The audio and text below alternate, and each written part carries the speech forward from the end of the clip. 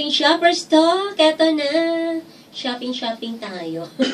ng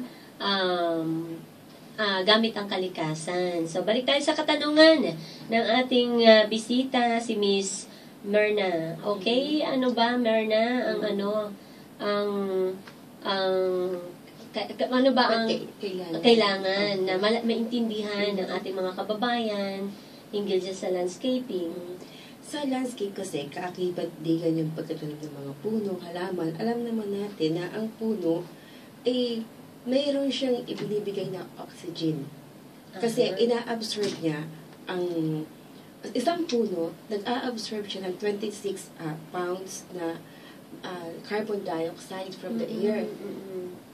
Yun ang ina-absorb niya sa isang taon. At siya ay nag-release naman ng enough oxygen a day for a family of 4. Imagine ganun. Isang puno pa lang yun. Kung maraming puno. O, diba? Oo. So malalayo talaga. Siguro nawawala oxygen ko. Konti na puno. Kaya talagang kailangan natin sa mga highly urbanized na place, kagaya ng Manila, na magkaroon tayo ng mga puno. So, ka-applicable dyan sa design ng isang landscaper.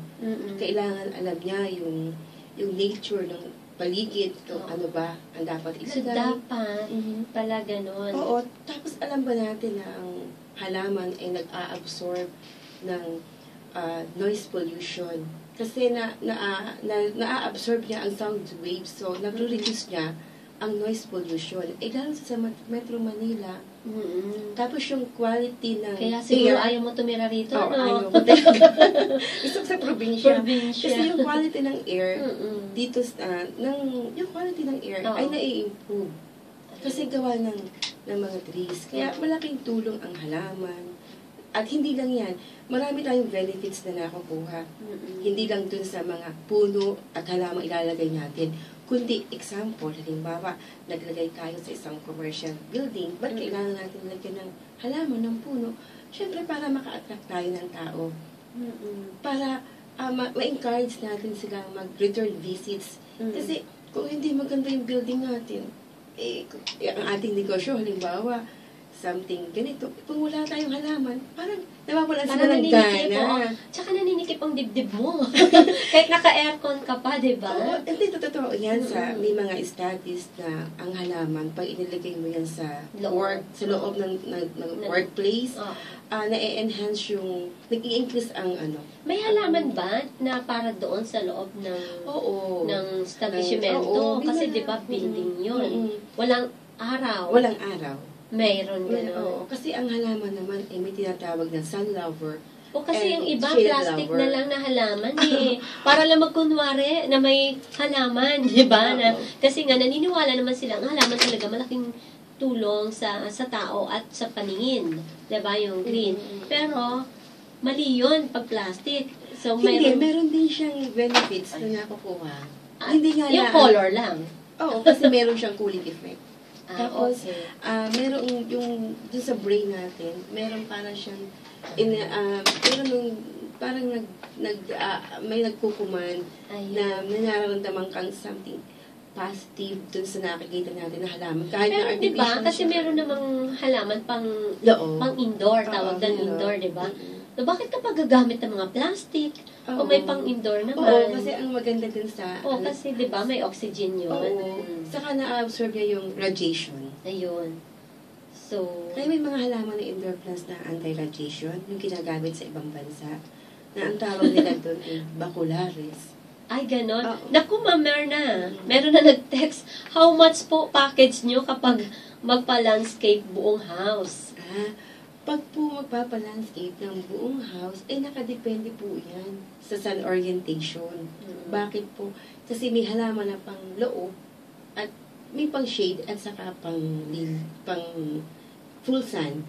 So, titingnan natin syempre yung site para makita natin at mag-compute natin. Kasi hindi natin pwede siyang compute. Mahal ba? Actually, pag tinignan mo yung mga benefits ng halaman, hindi mo siya iisipin mahal. May studies din na kapag sa eskwelahan, naglagay ka ng halaman sa school, yung mga bata, natututo silang mabilis Kasi nag-i-increase yung kanilang memory and concentration. So, anong mapapayo mo doon sa mga wala namang kakayahan na magpa-landscaping sa'yo, diba? So, ngayon, anong maipapayo mo naman na gusto nila magtanim, baka naman may mapapayo ka para doon sa mga ordinaryo lang. Diba? Kasi katulad ako noon, naalala ko nung nasa bundok ako kasi may bahay ako doon. Talagang alam ko na ayoko munang gumastos dahil syempre nga wala tayong budget. Kasi yung mindset na mahal pag nagpa-landscape. Oo. Pero baka naman may payo ka na halimbawa lang na mga nagsisimula pa lang. Ang simple lang naman sa landscape, aalamin mo lang naman yung tamang halaman kung saan dapat siya nakapwesto. Yan. Kasi, di ba, halimbawa, ito yung structure mo, ito yung bahay na pinagawa mo, umiikot yung araw na dito malilim, dito full sun. So, dapat, expert ka. Alam mo yung halaman. Bawat halaman. Kaya, dun pumapasok ba't mo kailangan ng mga landscape designer? Parang ikaw, ina, no? O magulang ka sa mga halaman. Alam mo yung mga kahinaan nila, kung saan sila lalakas. At yung malalaman mo lang na sa tagal ng panahon na ikaw nasa ganung larangan. Kasi kung ikaw ay 1 year or 2 years ka pa lang, baka yung perang ibibili mo, kasi minsan nagtitipid tayo, ako na lang ang bibili. Tapos hindi pala naman tama yung halaman na ilalagay mo doon. Pwede siyang mamatay. So yung in-invest mo doon, halimbawa nag-invest ka ng 10,000, masasayang lang yun. Yung pala naman, pag nagpa-landscape ka, magagastos mo lang pala 15,000. Di, instead na napanagdag na lamang, na pala sayang. Nasayang lang. Oo, kasi naghinayang ka yung pala naman, konti na lang ang idadagdag mo Tama. Pwede na pala. So, yun yun. Okay. Para din sa pagpapagawa ng bahay. Kasi, di ba? So, nagiging mukhang barko, dugtong ng dugtong, kasi hindi nakaplano. Ayan pala, architect, mabalik tayo kay architect. Yung mga dugtong-dugtong na yan, ano ba ipapayo mo? Kasi, di ba, dapat, sa mga architect, kapag halimbawa, may magpapagawa ng establishmento or bahay pa lang, halimbawa, ang 300 square meter yung kanyang lupa, ako, ang budget ko pang 100 square meter lang. Pero, ibig sabihin, may plano ako na dugtungan.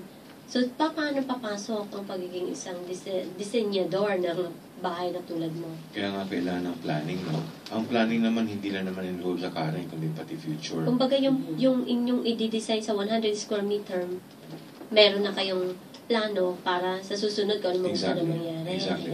Kahit magdugtong, hindi mo kang dugtong. Yan. Hindi mo barko. Actually, yan ang tinatawag na sustainable planning, no? Sustainable planning means involve the future. Kasi you see the family grow, no? Sa una, mag-asawa lang kayo, baby pa yung mga anak nyo. So, you don't need additional rooms kasi you need a baby room, no? Pero once your children grows, of course, pag the time ng adolescents na nagre-require na ng kanya-kanyang rooms, no? So, this we advise, no? So, with the help of the architects also, now we can plan them the current needs and the future needs at the same time. Pero it doesn't mean that you have to spend everything now, no? That can be prorated na pwede namang for future by phasing.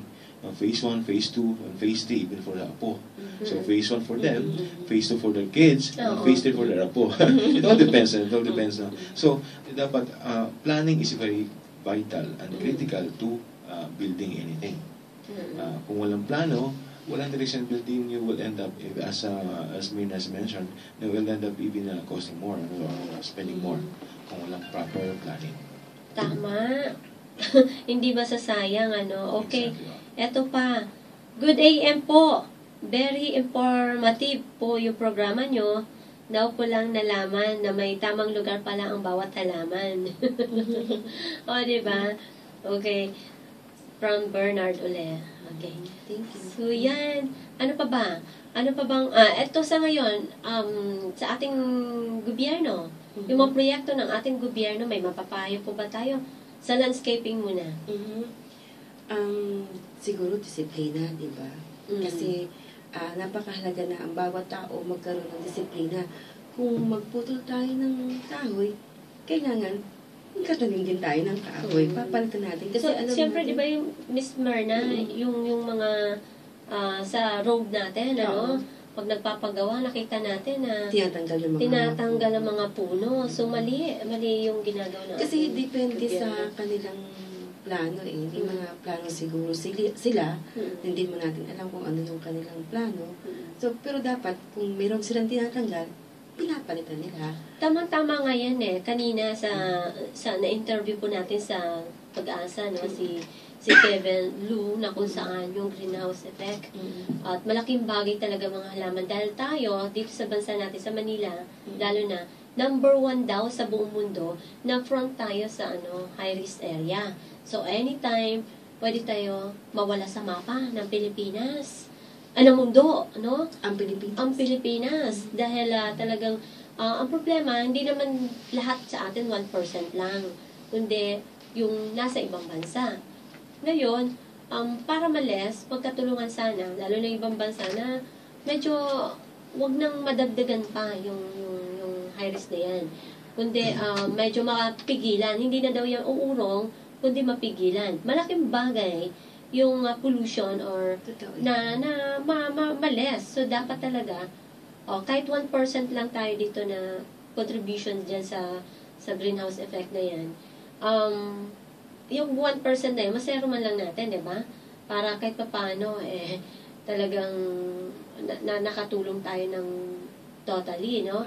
At hindi lang yan, dahil ang puno, malaking bagay kapag pagbaha, ay kasi yung roots niya, nag-a-absorb kasi ng malaking volume ng tubig. Tama. Oo, kasi kaya... Hindi ko lang matanda kung ilang tubig yung kinwenta kanina ni Kevin. Pero talagang na-a-absorb niya. Kung maraming puno, so, maiwasan natin ang erosion. Kaya ngayon, meron ng tinatawag na mga natural farming din. Kasi nag-a-apply sila kung ano yung nasa mismo sa loob, mismo ng iyong bukid. Yun ang gagamitin mong fertilizer. Kung ano yung... So, dapat pag may nababakanting lupa, may tumutubo dyan, may pananim, Dapat talaga, bata pa lang, turuan na, i-inculcate na sa kanila na magkaroon silang passion sa pagtatanim. Puro private school na ngayon, Miss Merna.